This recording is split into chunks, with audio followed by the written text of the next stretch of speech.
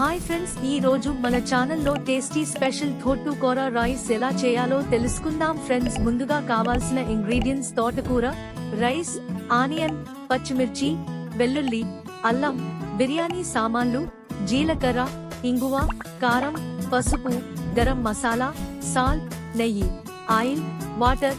Let's get started guys. తోటకూరని cut చేసుకోవాలి, onion cut చేసుకోవాలి, పచ్చిమిర్చిని కట్ చేసుకోవాలి.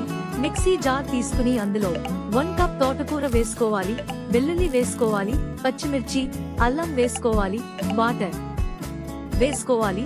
బాగా పేస్ట్ చేసుకోవాలి. వేస్ట్ అయిన తర్వాత తీసుకోవాలి. స్టవ్ ఆన్ చేసుకుని పాన్ పెట్టుకోవాలి. 1 స్పూన్ నెయ్యి, 2 స్పూన్స్ ఆయిల్ వేసుకోవాలి. ఆయిల్ హీట్ ఎక్కిన తర్వాత బిర్యానీ సామాను వేసుకోవాలి. 2 స్పూన్స్ జీలకర్ర వేసుకోవాలి. 1 కప్ ఆనియన్, పచ్చిమిర్చిని వేసుకోవాలి. ఆనియన్స్ గోల్డెన్ కలర్ వచ్చే వరకు ఫ్రై చేసుకోవాలి. తగినంత సాల్ట్ వేసుకోవాలి. చిటికెడు పసుపు, 1 స్పూన్ కారం వేసుకుని కలుపుకోవాలి. తోటకూర పేస్టు వేసుకుని దగ్గరికి అయ్యే వరకు కలుపుకోవాలి. కొంచెం ఇంగువ, 1 స్పూన్ గరం మసాలా వేసుకోవాలి. 3 కప్స్ రైస్ వేసుకుని బాగా కలుపుకోవాలి. తర్వాత సర్వింగ్ ప్లేట్ లోకి తీసుకోవాలి.